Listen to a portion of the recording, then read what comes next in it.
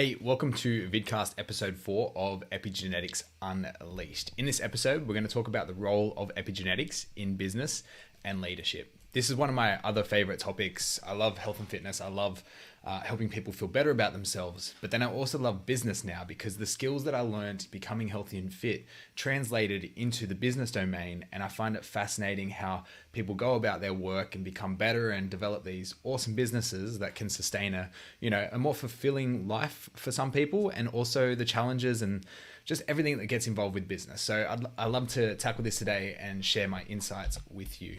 Essentially, when we're looking at epigenetics, just a quick reminder for those that aren't familiar and new to this sort of stuff.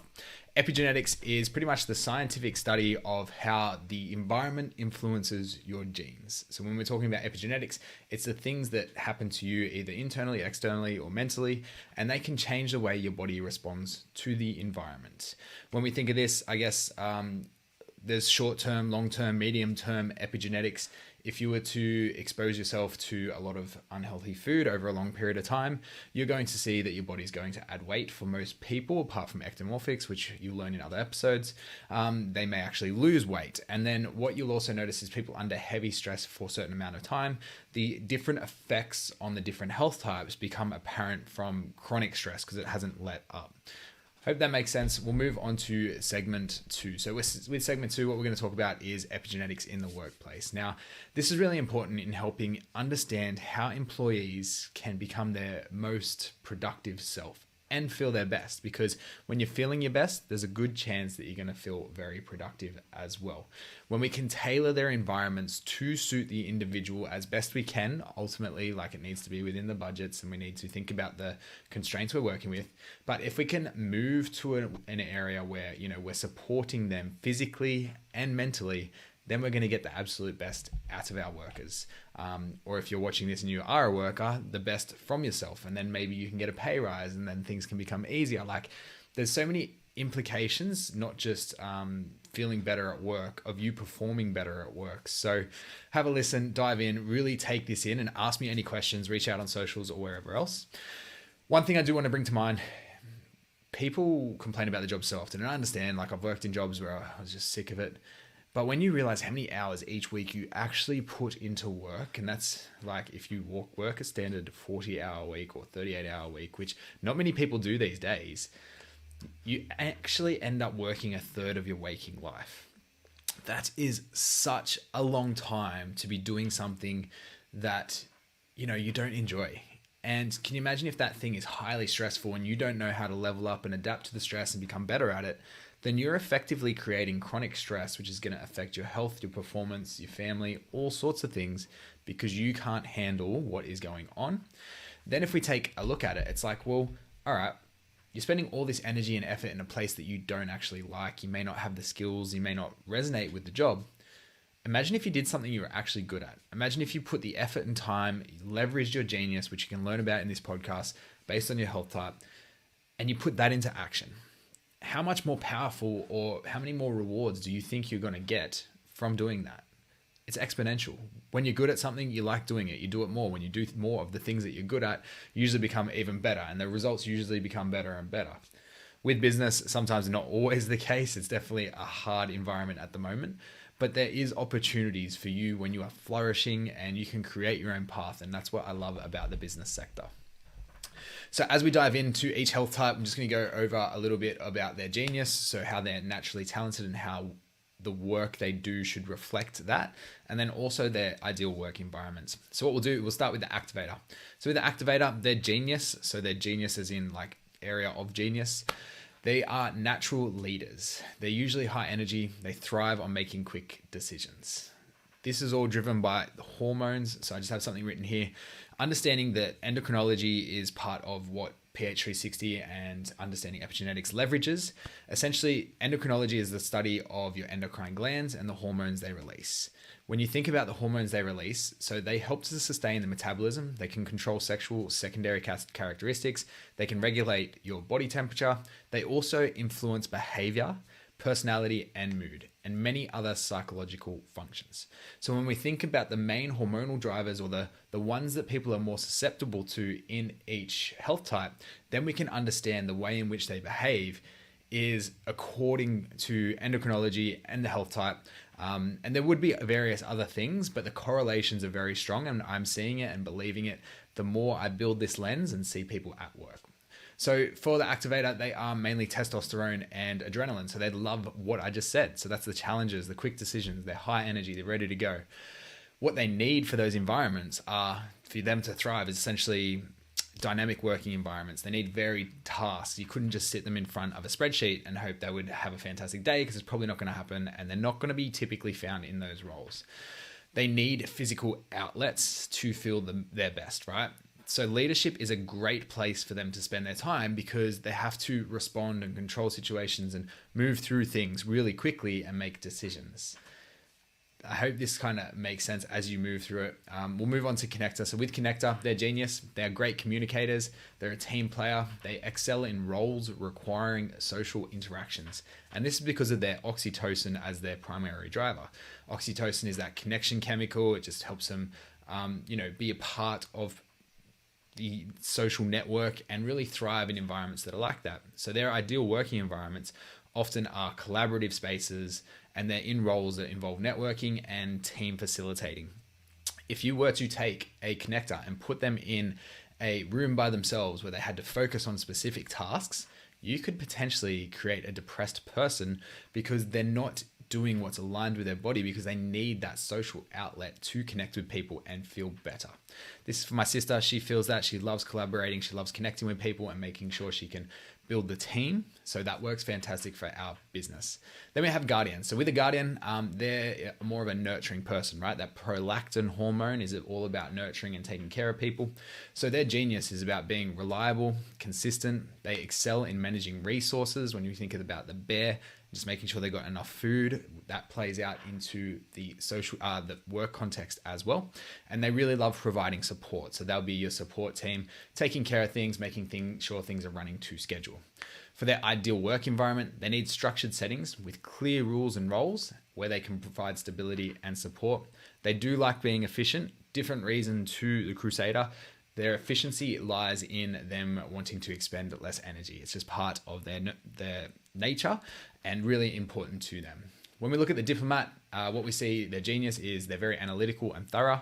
They're excellent at mediation, so very good in conflict resolution. Their working environments do need to be stable, supportive environments with opportunities for detailed analysis and strategic planning. This is because they have that neural side as well, touching on the endomorph sort of features. When we look at the sensor, what we're going to notice is they are very detail oriented. They love precision. They're masters of efficiency and organization. They really love to stay within the rules. So for these people, an ideal working environment is actually quiet, orderly spaces where they can focus intensely without interruptions. Really important to notice the difference between the sensor and the connector. Sensor loves the opposite. They want to be by themselves. They want to be in an environment where they can just focus on the process and the outcome, whereas the connector would rather be in a collaborative role where they can connect and create opportunities that way. Quick example, which I've used in the past, but a sensor client being able to communicate her needs effectively and help people above her understand what she needs to do to get the goal that they set when hiring her.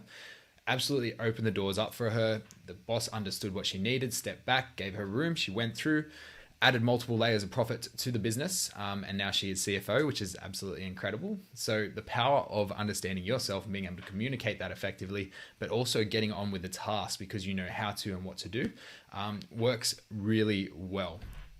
And it could ultimately, like if you're an activator and you're sitting in a diplomat job, it's like, no wonder I'm stressed all day. Like I'm sitting in this environment there, I can't express myself. I'm anxious all the time because I can't move my body. It's not dynamic, it's not changing.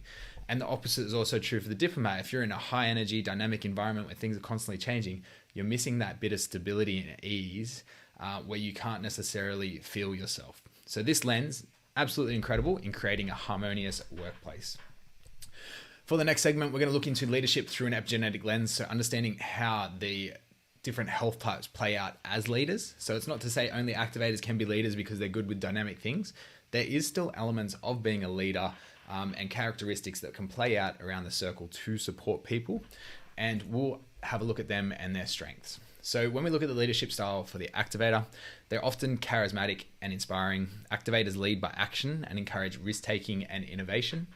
The strengths in that, because of their hormones, their strengths, they're motivating teams, they're quick decision-making, and they thrive in fast-paced environments. So if you think about it, you're an activator in a role that suits that, you're going to feel great. You're going to love your work because it's aligned to you and your personality and your behavioral drivers.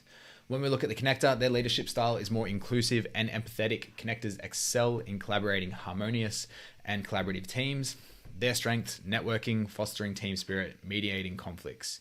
We look across to the Guardian. What we notice with the Guardian, their leadership style is more of a nurturing type. So protective and nurturing, they create secure and structured environments that allow team members to thrive. So it's less about them taking the forefront, more about supporting and uplifting the team. Then if we look at their strengths, awesome at resource management, loyalty building, and maintaining team morale because they're thinking of others first. It's naturally the way for them. Whereas an activator might just keep pushing the limit and not really think about certain things as much as the Guardian. When we look at the diplomats, so their leadership style, supportive and methodical. So diplomats ensure stability and consistency within their teams. The strength for them, they are long-term thinkers. They like to future think and they can plan for risk. So because they're between the endomorph and the ectomorph, what you'll notice is their orientation is past and future. So that's why the risk management and understanding future planning can come into play because they're really good at associating what could go wrong in the future and the past. They also provide a calm presence in a stressful situation. They're a bit easy going in flow. To summarize, we've still got two more, but just to wrap your head around it, this is all leadership in flow. Obviously, if you have leaders who aren't feeling too good and are really not reflecting a leadership status, some of these things could play out in overbearing ways. So their natural tendency may be this way, but a caring guardian can also be an overbearing guardian because it's almost like smothering. When we look at moving on to the sensor, so sensors in leadership, so precision and detail orientated. Sensors excel in roles that require meticulous attention and a hands-on approach. They just really like to be in it. Their strengths and quality control, they're systematic, they're organization, and they love to set clear expectations. As I said, because of their hormonal drivers, what we see is them following rules, structures, and systems and processes to really drive things forward and make sure it's done appropriately to achieve the outcome that they've future planned based on their ectomorph morphology and their influence on future focus. When we look at the Crusader, the leadership style, so visionary and analytic, Crusaders set high standards and lead through strategic planning and precision. Their strengths, so they love goal setting, they're data driven. This speaks volumes to me. I'm one of the weird ones in many coaching groups that have a lot of spreadsheets that predict and really use the data to drive the decisions because we are just so logical based. And the cool thing with that, just using that dopamine drive to plan and move forward and tick things off really optimizes for efficiency as well.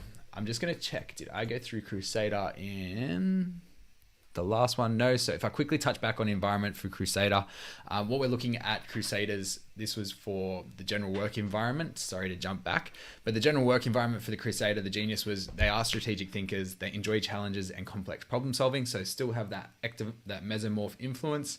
The ideal work environment for them was structured, goal-orientated setting where innovation is encouraged. So a lot of ecto influence, but also a lot of meso as well. As we move into the last bit, just understanding if we can create environments that put the right people on the right seats of the bus based on their natural tendencies. Now, listening to Tony Robbins the other day, he talked about 3 different types of people. There was the artist, there was another one, and then the entrepreneur. And understanding that people have these natural inclinations into what they lead towards, either through risk aversion, they're wanting to nurture people, and they're wanting to just evolve and grow. You can play this out with a health type wheel and understand where people sit and what is the best thing for them to move forward, to reduce stress, to reduce anxiety, to make them feel their best because they're going to be in roles where they get to express themselves in their genius. So this is the amazing thing about precision health, precision information, understanding your health type, understanding what your body needs and the best way it can become its best self. I find it incredibly amazing that we can leverage this technology and use it to make everything better.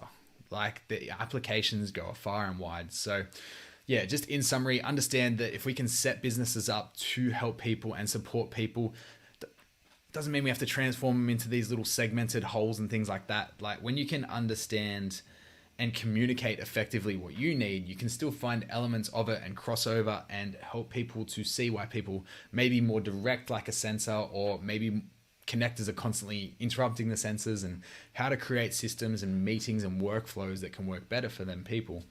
And that's why I love Genius. And Genius has its own clock, which I haven't touched on here, but essentially when we understand your neurobiology, when you understand your health type, there's a Genius clock that tells you what time is the best what is the best time for you to do certain things, whether that's connecting with people, whether that's strategic thinking, whether that's deep diving in work.